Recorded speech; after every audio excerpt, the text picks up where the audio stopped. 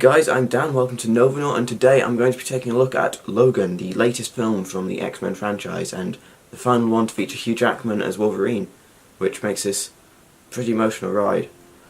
The film is set in the far-off future of 2029, where almost all mutants have been wiped out. The film is very different to any of its predecessors, mostly because of its R rating, and that is actually pretty good. We get to see a whole new light to this franchise, which kinda needs it. So having first appeared in 2000's X-Men, Hugh Jackman makes his final appearance as Wolverine. As a character that I imagine most people watching this video grew up with, it's a tough ride, I've got to be honest. It is very emotional. We get to see a completely different version of Logan in this movie, the events of the future having completely shattered him. He's a very different man, a savage and brutal one. Joining Hugh Jackman is the legendary Sir Patrick Stewart, also retiring his role as Professor X. Again, it's another character we've grown to love over 17 years, and it just helps to break our hearts a little bit more. Stewart, the wonderful actor that he always is, shows us the dangers of what can happen when the world's greatest mind goes senile. So rounding off this trio of surviving mutants is Stephen Merchant as Caliban. I've got to be honest, I wasn't sure how this was going to work out, Stephen Merchant being known mostly for comedy, but it works. He's really good in it, to be honest. He obviously is comic relief, but not to a major extent, because this film is very, very dark. He just adds a little bit of humour to it when everything else is completely drab. It is a bit weird that Caliban is a completely different actor than the time he was in X-Men Apocalypse, but to be honest, when it comes to the X-Men timeline, I've just given up. But surprise, there is another mutant played by Daphne Keane, who is 11 years old, that mutant being, of course, Laura Kinney, aka X-23. Now, X-23 is a character from the comics many people have wanted to see in the film universe for a long, long time, and it paid off. The wait paid off. She's one of the best characters in the film. It's always a risk using child actors, but Keane absolutely nails it. She pulls off an incredible mix of childish innocence and badassery. So the film is directed by James Mangold, the same person behind 2013's The Wolverine movie, which I know is not the best received film in the world. Personally, I really enjoyed it. I get that it wasn't brilliant, but it was fun.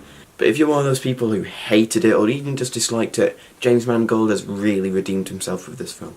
The direction is absolutely beautiful, the film looks stunning. The film has a very drab and dirty colour palette, which is very evocative of Mad Max and its post-apocalyptic worlds. That's kind of the view that we've been known to see in a lot of films now, but that's really interesting for this film, because it's weird seeing characters that we've known from the X-Men universe just planted right here and trying to survive. And one of the main selling points, and one of the parts that's been advertised quite a lot, is the R rating, which was straight after the success of Deadpool. Now personally, I think this is giving Deadpool a run for its money in terms of its violence. It's a lot more graphic and bloody than I ever expected. You can tell within the first 5 minutes it's just not the film you thought you were going to see, but that's good. Likewise, the swearing is ramped up quite a lot.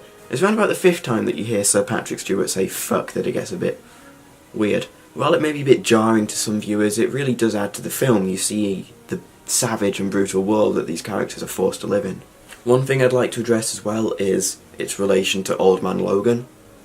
Now clearly, the film does seem to be inspired by Old Man Logan, but if you're expecting an adaptation of that story, that's not what you're getting here.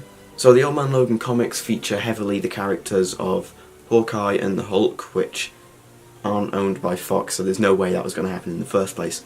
The whole kind of pacifist stance that Wolverine takes in the comic books is also not seen here.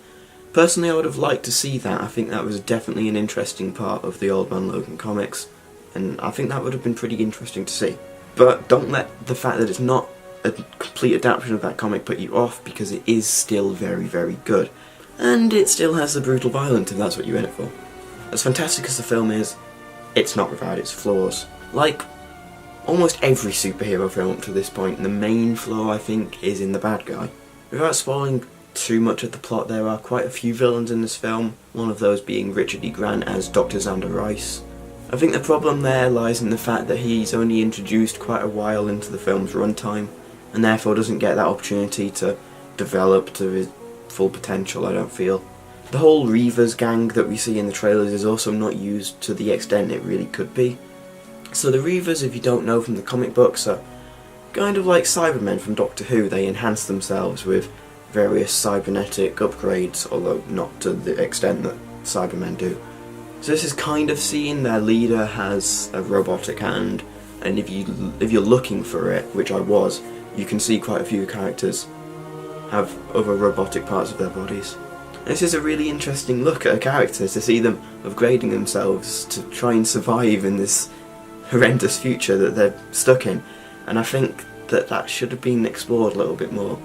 The whole fact that there's no mutant is also kind of glanced over. It is explained, but very, very quickly in a line of dialogue, and it's not focused on much, to be honest. So I think if you're not focusing on it, if you're not paying attention at that particular moment, you're not really going to know what's going on. So I think we could have done with a little bit more time on that, maybe a flashback. However, these are just minor flaws and don't really take away how great the film is. It really is one of the better films in the X-Men franchise. So overall, Logan is absolutely incredible. After last year's very disappointing X-Men Apocalypse, this is another new high point for the franchise. The R rating as well is definitely an interesting aspect. We've never really seen this other than Deadpool, but to see this with characters we already know, it's interesting, and I think just to see how that is used is a reason to see this film, because it's just good. I'm not sure if that's going to be seen in X-Men films as we go on. That might just be for this one, because the Old Man Logan comics are known for being very brutal.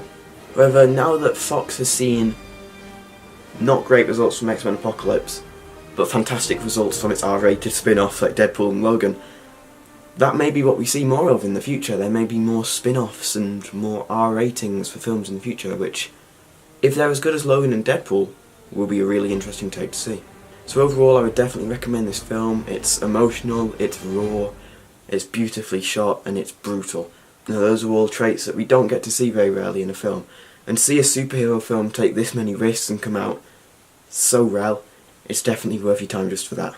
So go and see it, bub.